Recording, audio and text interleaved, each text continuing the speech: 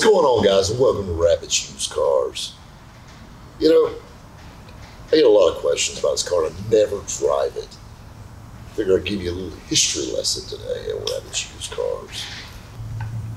You know, everybody knows a 57 Chevrolet Bel Air. You know, they recognize that car. You know, it's iconic, you know, in every poster in your bedroom, or, you know, every book about 50s cars or every 50s movie always has one in it. Whether it be Dirty Dancing, that was a car Patrick Swayze drove. And Dirty Dancing was a 57 two-door hardtop. Or, you know, just different movies in general. You know, there's so many 57 Chevrolets that have been around, that turquoise or the red and white, or hell, like the bright red air convertible we had. You know, those cars are iconic, but probably the most infamous 57 Chevrolet of all, you guys have never heard of. And, you know, I've been privileged enough to be in the car world and have so much racing people around me that I always heard all these fun stories. And I always been a sucker for a good story. And one that really it's close to home, and probably the biggest reason I bought this car is the story. So let's take it back. 1956. You know, around Christmas, the new 57 Chevrolets are rolling out. And just like any racing series, whether it be drag racing or NASCAR or whatever, everybody wants the newest thing, the newest car. You know, with any type of racing, you know, lighter cars or better cars. Drag racing, round track, whatnot. Well, this one car really caught everybody's attention because it was totally new, and they loved the style, and they could get in a particular model that was extremely light compared to most of them.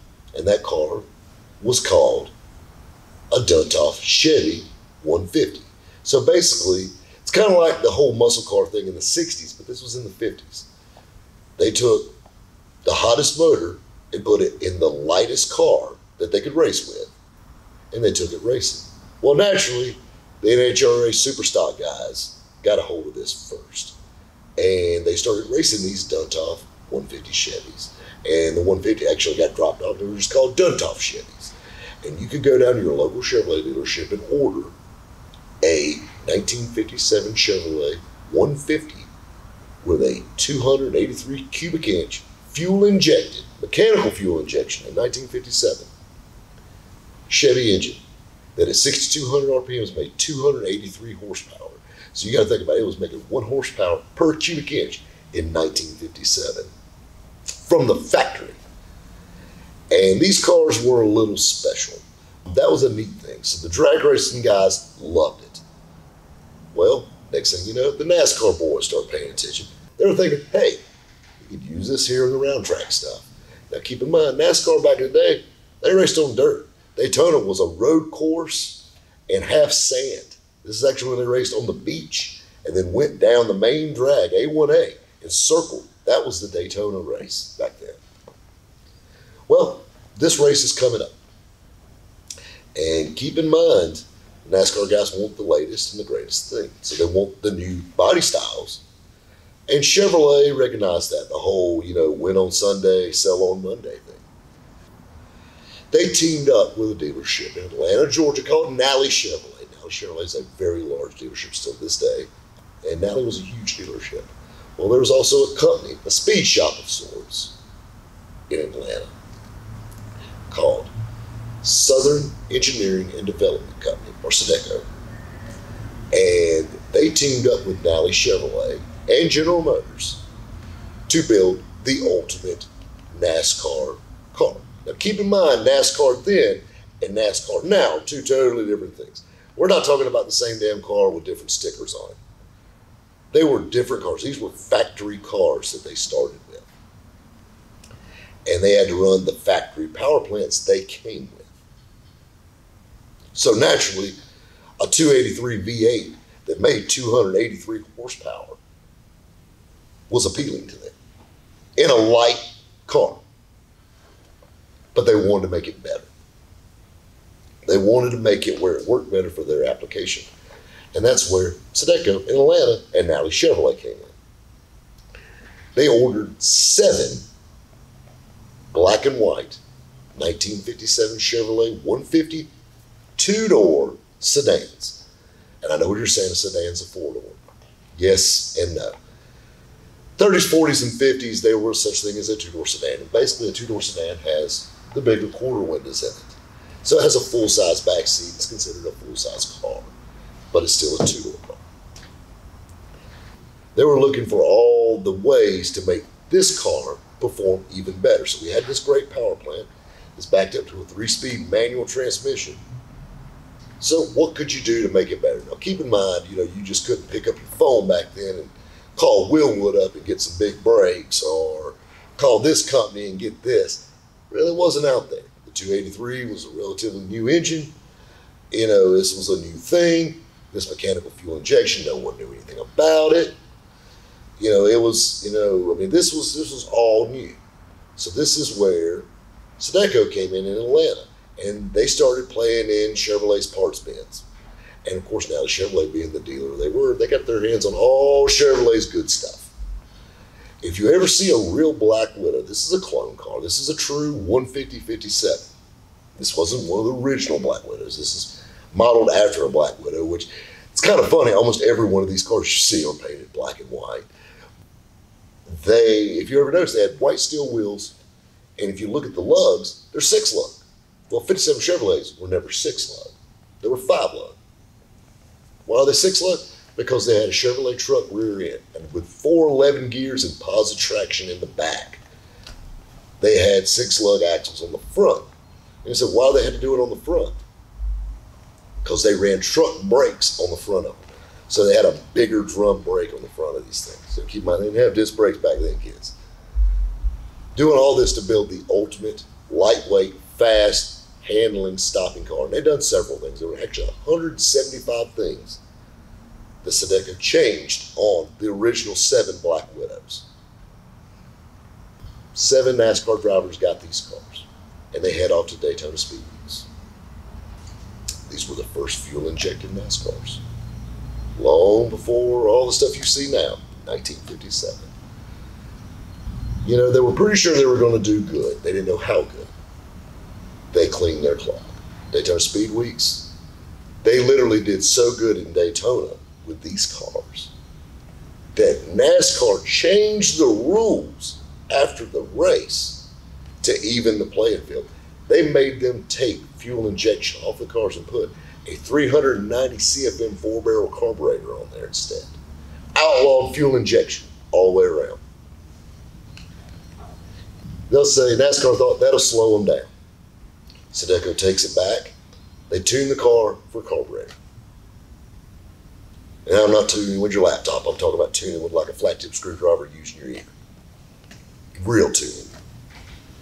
Keep in mind, these cars had a Duntov solid lift cam in them. These were wild little small block Chevrolets at the time. Actually, there weren't even small block Chevrolets. I know what you're saying, Rob, a 283 is a small block Chevrolet. Actually, it wasn't considered a small block Chevrolet until the end of 1965 when the first big block Chevrolets came out.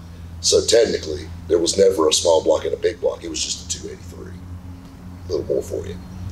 But, so NASCAR says we slowed them down. It's going to keep Ford and Chrysler happy because these Chevrolets are not going to beat everybody.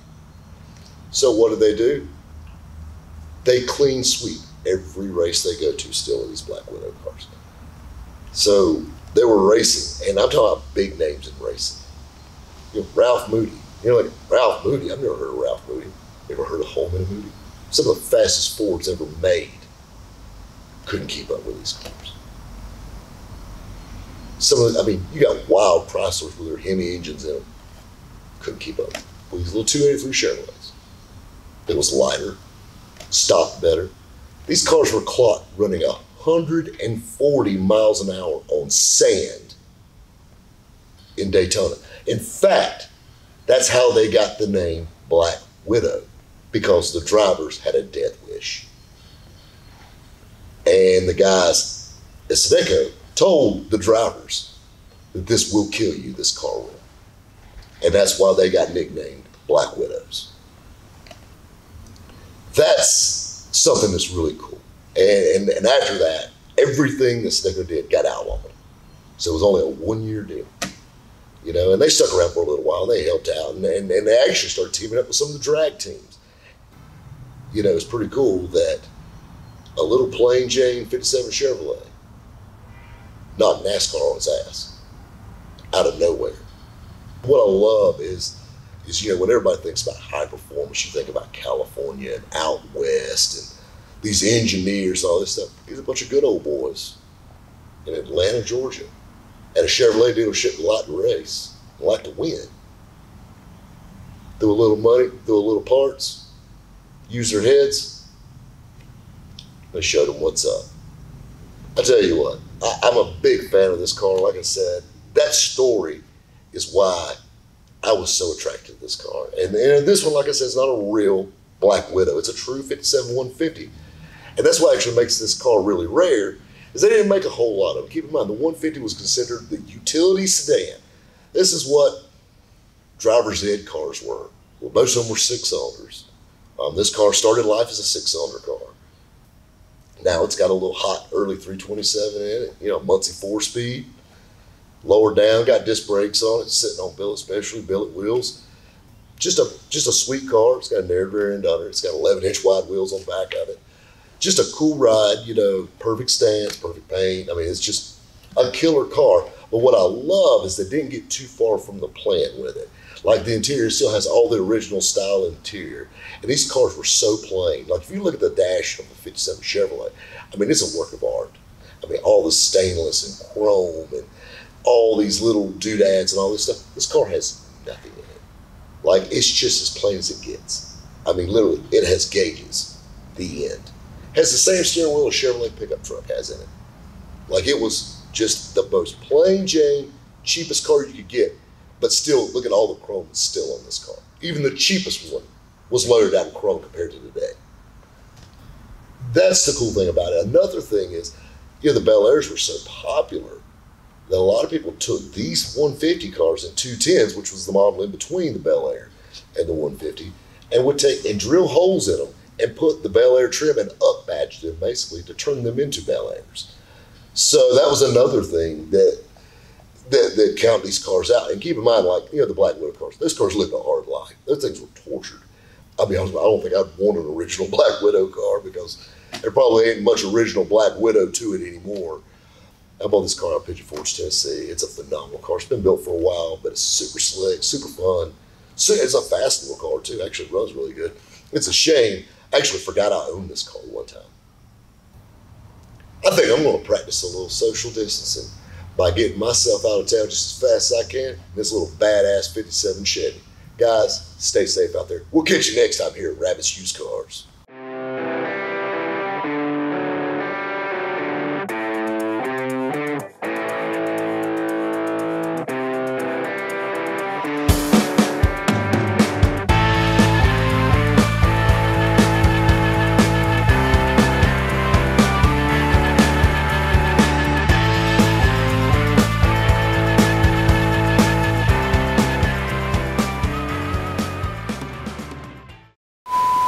I mean, come on.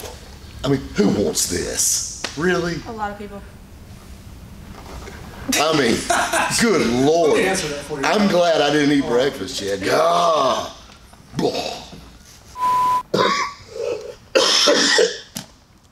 That's one of the best line I ever heard though. Talking to a girl, if you want one that's so tongue-in-cheek and so bad, but so funny and will make any woman say, "Aw." Mark my words, hold yourself back. Restrain yourself. I can't be responsible for when I throw this out. See that? Oh yeah. Oh yeah. Yeah. Sounds like a rattlesnake. Oh, you never heard a squirrel come down? Oh God, we got a squirrel because it's a metal roof. We got a squirrel. I swear to God, it sounds like a Doberman running across the roof. I jumped like a bitch the first time I heard it. I'm like, holy shit, they found me. That day we were filming, it scared the shit out of me. It did. It was like loud. I mean, it was dark, and we just kind of had everything going. It was a little late, and boom, it's like a little squirrel that weighs 47 pounds.